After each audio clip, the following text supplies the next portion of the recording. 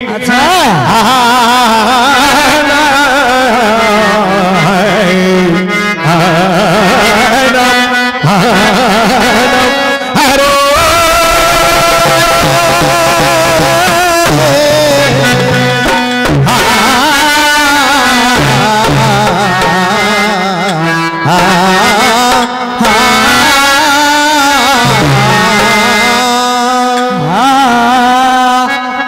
पंडित मंडली सुना डरी हंसती मोर काली हाथी रे पते मुख हुआची काली हाथी रे पते मुंगा हुआची भारत युद्ध गेला द्वापर जुगर भारत युद्ध गेला द्वापर जुगर मु शोइथिली राति बोल सर मुझे ग्राम जबल सर द्रोणांक सर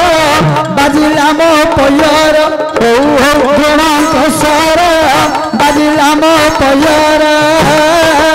राति जाग काली मोतर तमा मंजर एथिर दिया उत्तर बाउरी बंधु आज एथिर घे दिया उत्तर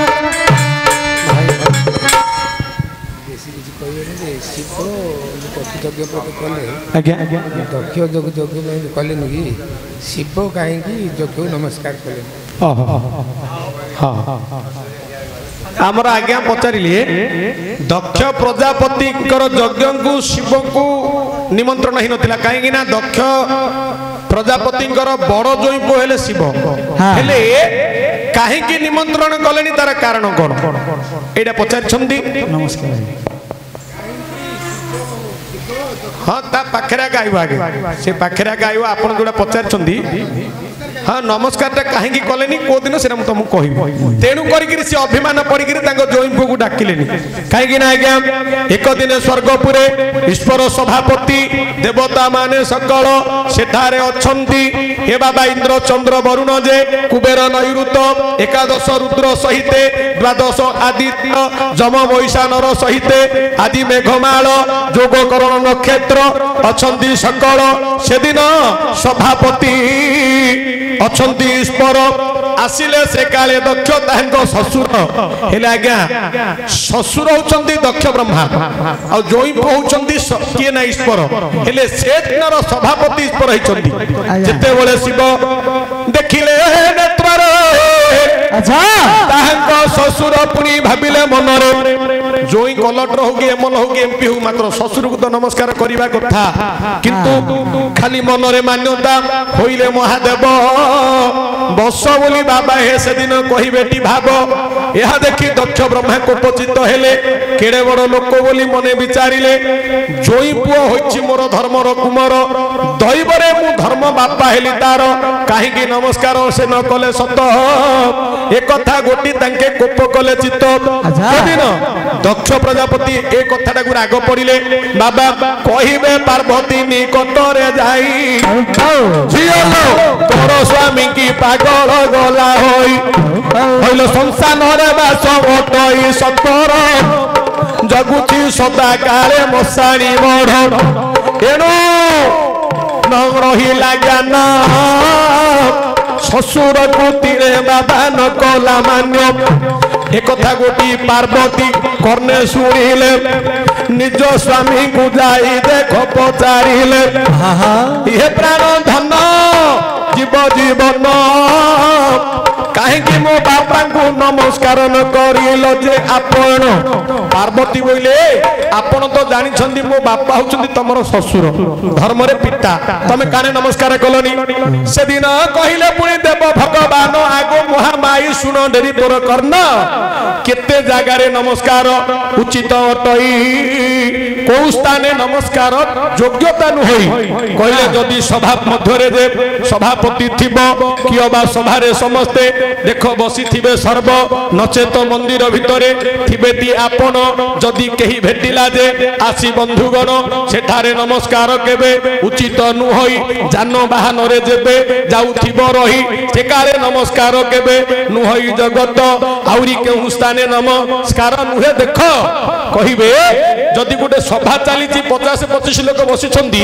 से ससुर आसु कि बोपा आसु कि किए आसु खाली तुंडरे राम राम नले हरे कृष्ण कहबो सिना किंतु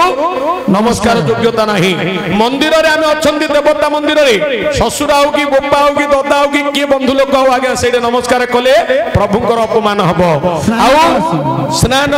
तापर आज्ञा वेद पढ़ा समय जदि आपण कौन पुस्तक वेद पाठ पढ़ुंट ताहले कौन लोक आइला हाँ मान्यता है राम राम आज्ञा बसंतु किंतु हाथ जोड़ी नमस्कार करनी आउ जान बाहन में गमन करने समय जदि नमस्कार करे निजक विपत्ति की टाणी आण हेंडेलटा छाड़द नमस्कार बोल गाईटा कुआरे पड़ो ना नहीं मर एणुक कर्म रे जे नुहे नमस्कार न बुझी सीना कोप होइले ससुर एक गोटी शिव बुझावंती शिव शैव पुराण रे कृति एणु करी न होइले शिव नमस्कार सभापति से दिन थिले शिव शंकर कहले से दिन सभारे मु सभापति थिली एणु करी जदि मो ससुर को नमस्कार करिवि ताहेले आउ अन्य अन्य देवता माने मध्य बसिछंदी सेमान को अपमानित हबो तेणु मु माने मोर हृदय ना मु हृदय नमस्कार ते करछि जहाँ कहले करेक्ट कथा कहले एटा पुराण समस्या जान जाती किंतु मु तो पुराण शास्त्र भी मोर धारणा नहीं किंतु काली गोटे बादीपाला देखुली बादीपाला रे सी कहले भ्रष्टाचारी दक्ष काली टपिटा थिला सेडे पार्वती पचारे शिव को तमें मो स्वामी कहीं नमस्कार कलनी कहले पार्वती कहले देख जेतर सूची सर्जना है ब्रह्मा विष्णु महेश्वर 3 जन जन्म हल ब्रह्मांकर पुह दक्ष मोर से बयस बड़ ना सान आमको नमस्कार कर तेणु से मोठू केते जुगरे सान एटा कहला तमे कहवाटा ठीक अच्छे ना ना शुण शुण सार हेडी हमर बाउरी ने कहउथिले केते स्थान नमस्कार केते स्थान नमस्कार ठीक अच्छे एही मार्कंडेय पुराण शिव पुराण रे सब शास्त्र दक्ष यज्ञ अच्छी शुणु बादीपाला रे कहवाटा मते काली ठीक अच्छी गोटे कथा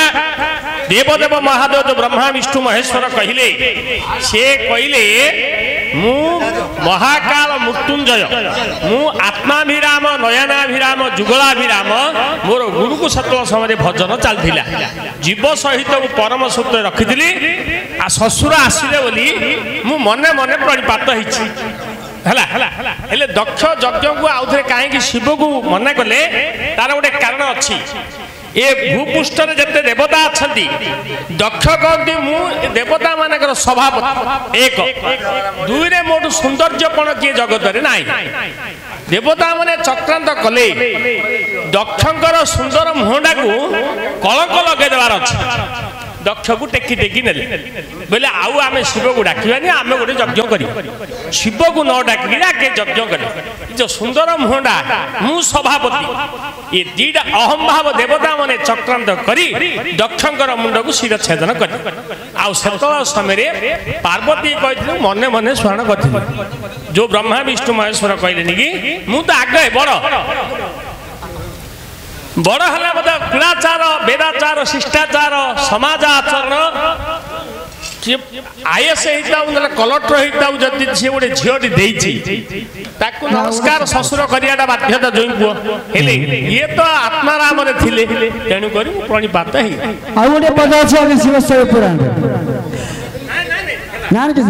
पचारती गौरी शुण हे महेश धर्म पिता अटल मोर हो बापा जे तुरित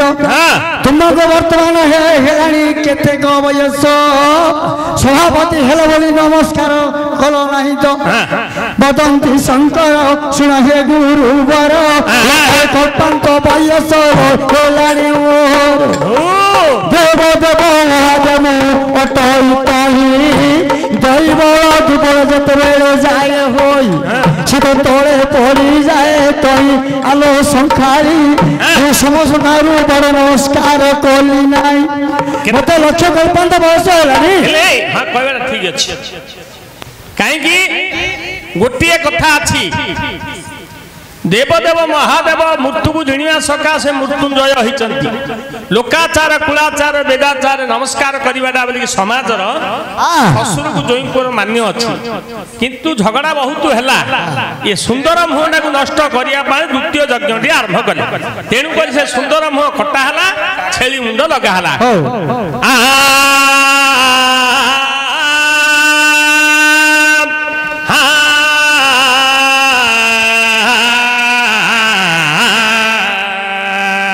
हे